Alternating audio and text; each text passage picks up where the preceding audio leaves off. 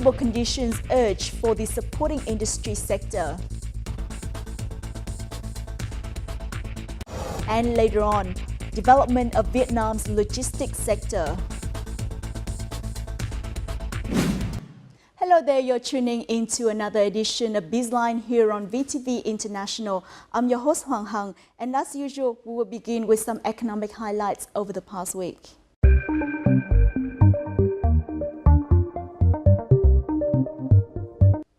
Vietnam should learn from the experience, will and effort of the Japanese and Koreans in promoting supporting industry, stated Prime Minister Nguyễn Xuân Phúc at the conference on measures to boost the development of Vietnam's supporting industry, which took place on December the 19th in Hanoi. Speaking at the event, the Prime Minister stressed that Vietnam needs to attract foreign investment by understanding their requirements and expectations in order to become the machinery hub of Asia. The development of supporting industry will set the foundation for all economic sectors of the nation and create a way to participate in the global production chain. This requires ministries, sectors and localities to have a vision, an action plan, and the spirit of the Japanese and Koreans. An article published by US magazine Forbes considered Vietnam the hottest investment destination in Asia. According to the article, Vietnam attracted $17 billion in FDI commitments last year, arguably the largest for an emerging market. In the first quarter of 2018, it became the fourth largest initial public offering market in the region, surpassing South Korea, Singapore and Australia. It predicted that the Comprehensive and Progressive Agreement for Trans-Pacific Partnership, or CPTPP, and EU-Vietnam Free Trade Agreement, EVFTA, will be ratified, helping Vietnam further integrate into the global economy. Vietnam's exports are becoming more refined thanks to the diversification of exports in the past 8 years. This is according to World Bank's latest evaluation. The manufacturing and processing sectors have contributed about 85% of total exports, up from the rate of 65% in 2010, thanks to growth in the FDI sector. Correspondingly, the proportion of raw material exports fell sharply, with crude oil dropping from nearly 7% of total exports to about 1.3% in October 2018. However, according to the World Bank, Vietnam still has an undeveloped supply chain, is heavily dependent on imported raw materials and lacks supporting industries. Vietnam's traffic or pangasius export value hit $2.05 billion in the last 11 months, a year-on-year increase of 27.4%, according to the General Department of Customs. In October and November, the consumption of traffic in the U.S. increased about 40% due to a reduction in anti-dumping duties, while traffic demand recovered in the EU and held steady in China. It is forecast that the total export value of traffic this year will reach another record high of about $2.2 billion. Vietnam's rice officially has its own logo on December the 18th in Long An province. This is also the first time Vietnam has a national rice brand after decades of being considered the largest exporter of rice without a brand name. According to experts, having a brand name will be a turning point to create momentum for Vietnam's rice production and trade. According to the Ministry of Agriculture and Rural Development, there are specific regulations on the use of the national rice brand. Organizations and individuals that want to use the brand must meet national standards and regulations. International protection procedures have been carried out for Vietnam's national rice brand. Thanks to the growth in confidence in employment prospects and personal finances, Vietnam has risen to the second position in consumer confidence globally.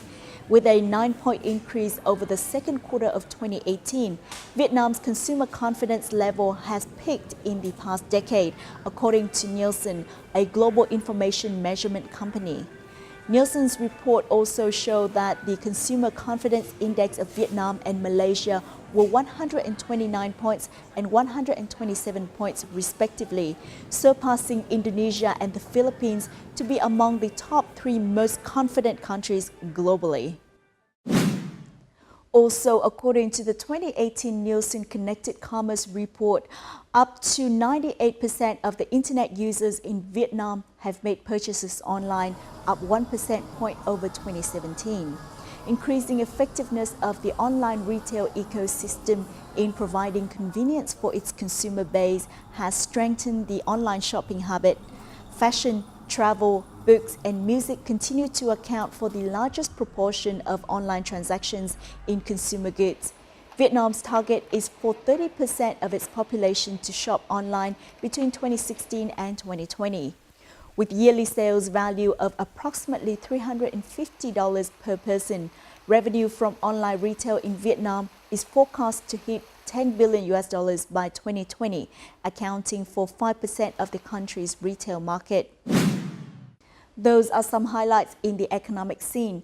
Up next, let's take a look at the development of Vietnam logistics sector in our crosstalk.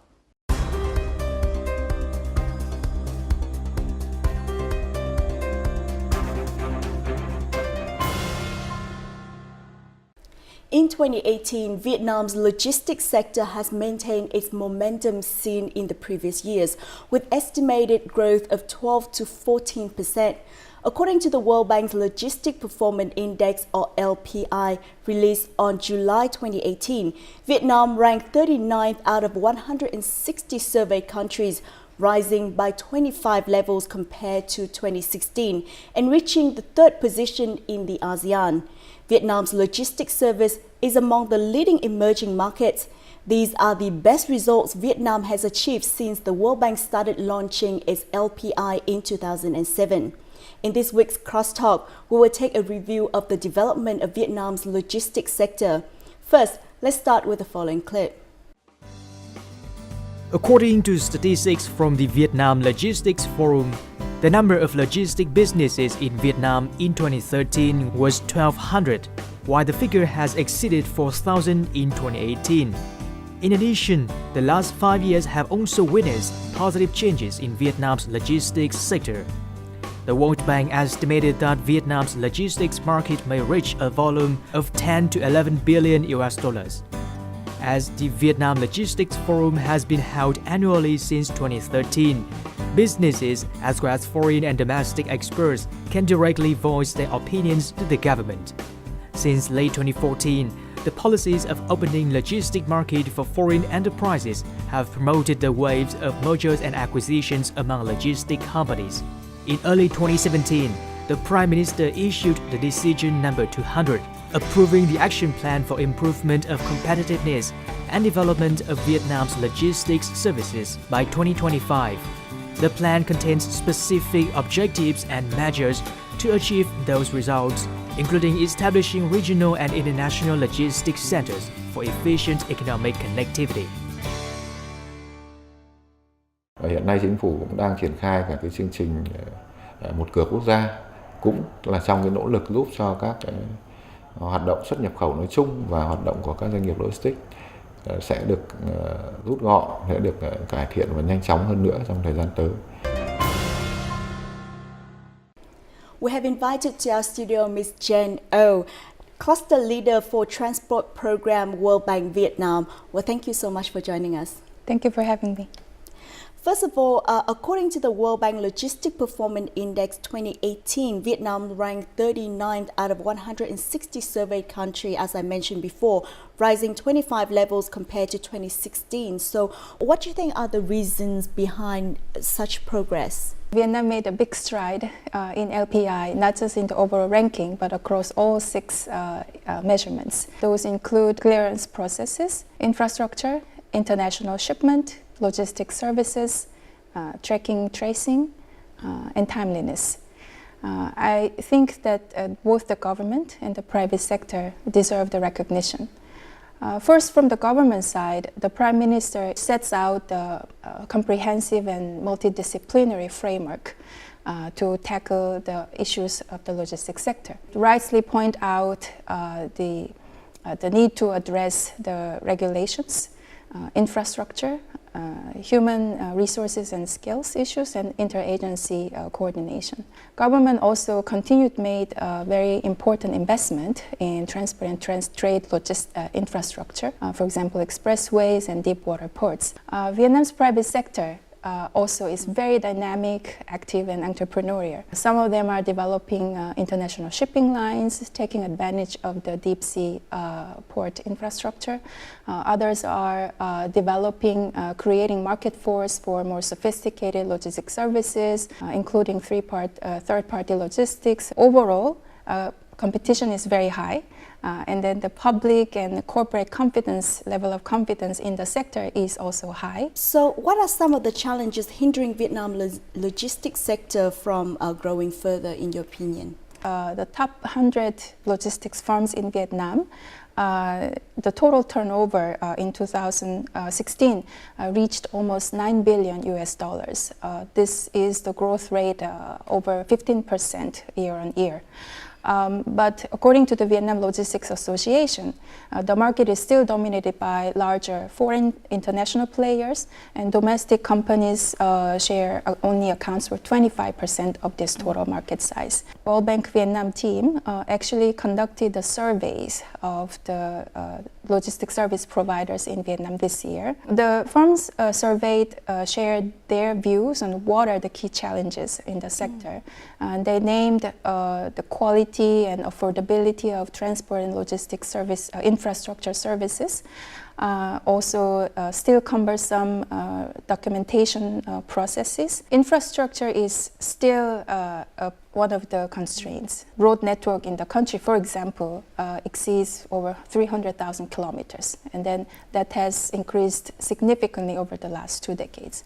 However, Vietnam still lacks high quality backbone infrastructure, for example, expressway, and also the intermodal connection between roads and seaports. Other key logistical infrastructure, including inland container depots, so-called ICD, and also multimodal logistics park that can be built around major international gateways, such as maritime ports, or urban logistics distribution center, which can be strategically located in large cities, are still underdeveloped. Those facilities can improve the efficiency and reduce the cost significantly. Also, the market fragmentation is an issue. The sector consists with a large number of very small firms. Based on our survey, about 50%, half of the road freight transport companies generates revenue less than $500,000 a year and employ just 3 people. This limited scale means also the limitation to invest and grow further. Normally, the costs of railway and waterway transport are only more than half that of road transport, but the opposite situation exists in Vietnam. One of the main reasons for this is the poor connectivity in logistic infrastructure system. According to a business that tried transporting steel by train from Thái Nguyên province to Cái Lân port in Quảng Ninh province, the cost of this railway route is 30% higher than the road route. Different rail gauges and lack of railway line leading to seaport increase the time and cost of loading and unloading. Khi mà vận chuyển hàng từ cảng ra ga ở đầu Cái Lân hoặc là bốc xếp hàng hóa từ các cái ga cuối của đường sắt xuống ấy, thì vì không có thiết bị cho nên là cái giá cước bốc xếp cũng như là cái nhân công ấy, nó cũng sẽ tăng cái chi phí lên rất là cao. Đường sắt này nó không vào trong cảng, nó ở phía sau cảng, nên là các cái dịch vụ bốc xếp thì bao giờ cũng phải qua một quá trình trung chuyển từ chỗ khu vực cầu cảng ra khu vực ga, nó cũng sẽ chi phí cái dịch vụ logistics cũng tương đối cao. Though they are the gateways for exporting millions of tons of goods per year, most seaports in Hải Phòng and Quảng Ninh currently do not connect with the railway system. Meanwhile, the seaports that are connected to railway lines are located near populous areas, so it is impossible to increase trains. Moreover, logistics services such as warehouses, loading facilities that assist in the operation of seaports are still limited. Khi đường sắt chúng ta không vào tới nơi, chúng ta phải kết nối đường bộ. Nhưng mà bên cạnh đấy thì chúng ta phải mở được cái vùng hậu phương, nghĩa là chúng ta xây dựng các kho bãi, các ICD và đồng thời là đầu tư thêm phương tiện bốc xếp vào để nó giảm cái chi phí xếp dỡ xuống. In addition, the inland waterway system also faces bottlenecks. Currently, the first waterway route for container ships in northern Vietnam from Hải Phòng City to Phú Thọ Province hasn't been able to operate with the cheapest cost due to the Duong Bridge, which has seriously been damaged after more than 100 years in use. Barges with 100-ton capacity can only carry a maximum of 24 containers when they pass the bridge due to low vertical clearance. Chi phí vận tải thủy nội địa của tuyến này, của container hiện nay cũng chỉ bằng 1/2 so với chi phí vận tải đường bộ, là một cái lợi thế rất lớn. Nhưng vì tĩnh không cầu đuống chúng ta chưa khai thác được cái lợi thế này. Experts said it is a challenging task to allocate state budget for connecting means of transportation in the logistics sector. This has contributed to the high logistic fees in Vietnam and wasted various resources in the economy. Since 2014, Vietnam has opened its logistics sector to FDI enterprises. So what are the role of FDI firms in developing this sector? Overall, we believe it's a positive trend. But we still see this two-tier market structure whereby very large and efficient and capital-intensive FDI sector and small and medium-sized domestic sector coexisting in the market. FDI participation in the logistics sector provides services primarily to the FDI sector. I believe that the increasing FDI participation in the sector could help develop intermediary and brokerage services, which is still underdeveloped in the country. The importance of this brokerage and intermediary services is they are kind of matchmaker, helping the cargo owners, shippers, with the service providers and carriers. According to our survey, 70% of the trucks will come back empty because they are not able to find the customers on their way back. And the brokerage, developed brokerage and intermediary service can improve this overall efficiency. Big name foreign firms know the importance of this brokerage and intermediary segment, and I think they can help developing this sector in Vietnam by creating demand for it and also participating in it. What are the strengths and weaknesses of domestic enterprises in this sector, and what are the opportunities for them in the coming time? Currently, the domestic enterprises provide domestic services, transportation services, and warehousing and cargo handling. Obvious strengths of the domestic industries, the domestic enterprises, is of course the knowledge of the local market, including the customer behaviors and preferences and other market conditions. But still, at the same time, we see the major weaknesses in that the linkage between the FDI and domestic enterprise is still weak, and the domestic enterprises still lack the scale, and also particularly still lagging behind in terms of the adoption of the new technologies. In this context, we believe that the future opportunities lie in the technology and the innovation.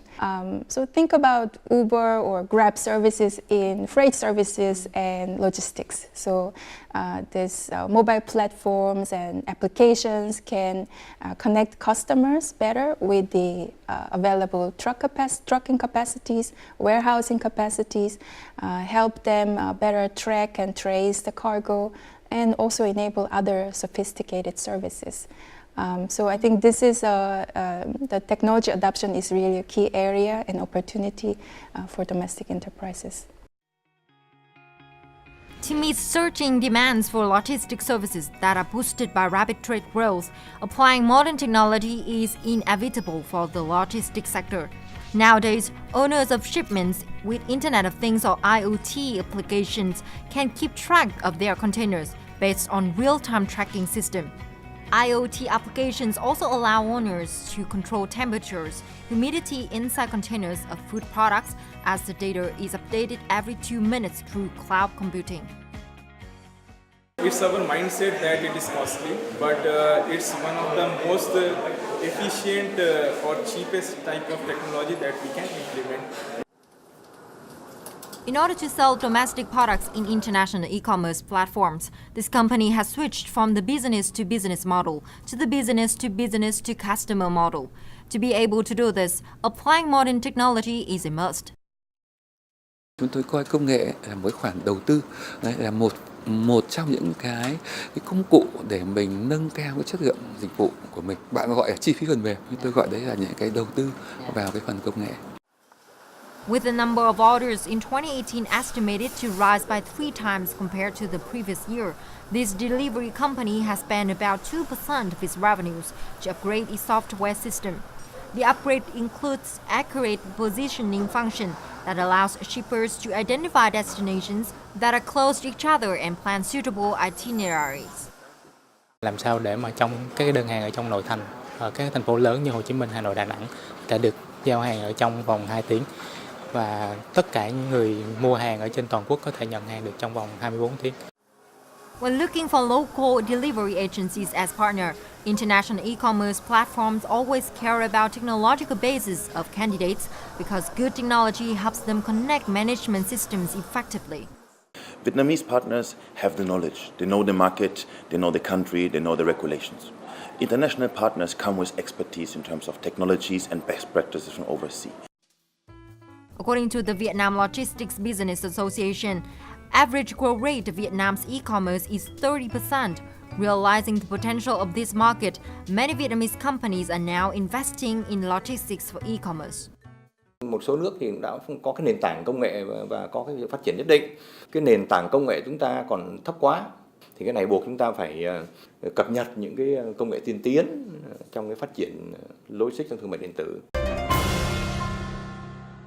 It is also said that many startups are now contributing to modernizing the Vietnam's logistics sector using advanced technology, like you've mentioned earlier. Technology is crucial for this sector. So, what do you think are the effectiveness of the role of startups in this sector so far?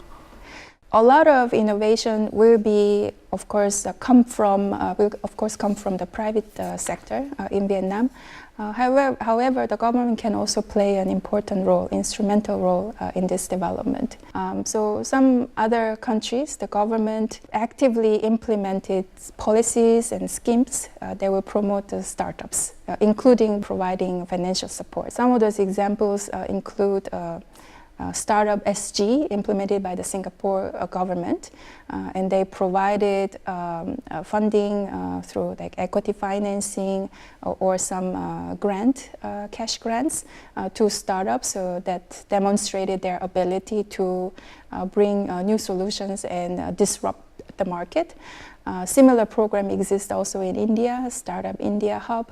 They also provided capacity building program, providing entrepreneur course to the promising startups. So it's great that such development is happening in Vietnam, and the government can do a little bit to promote and create a more enabling environment for the private sector. Talking about the government's role in developing the logistics market. In his speech during the Vietnam Logistics Forum 2018, Deputy Prime Minister Vương Đình Huệ mentioned 4 solutions to improve connectivity among economic regions.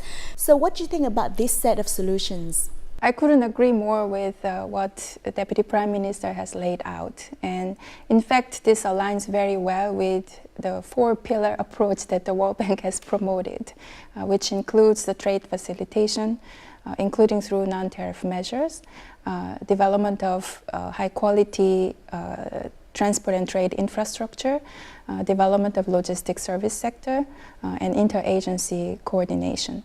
Inevitably, as I mentioned earlier, a lot of future innovation and development will come from the private sector.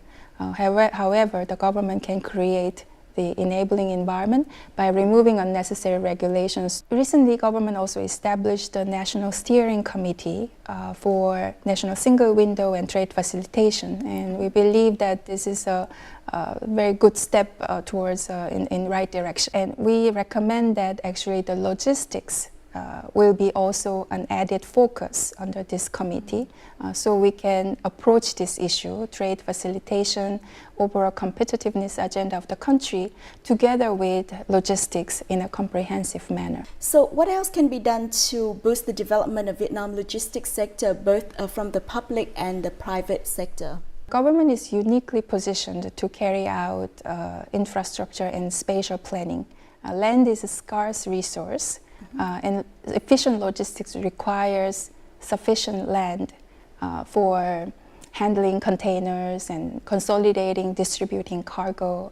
Strategic investment in multimodal transport connectivity would reduce transport and logistics cost and can level the playing field for various economic regions within Vietnam. Planning transport infrastructure should therefore very closely coordinated with the spatial planning and land use planning so that strategic location that has the high transport value can also provide sufficient land for various logistic services.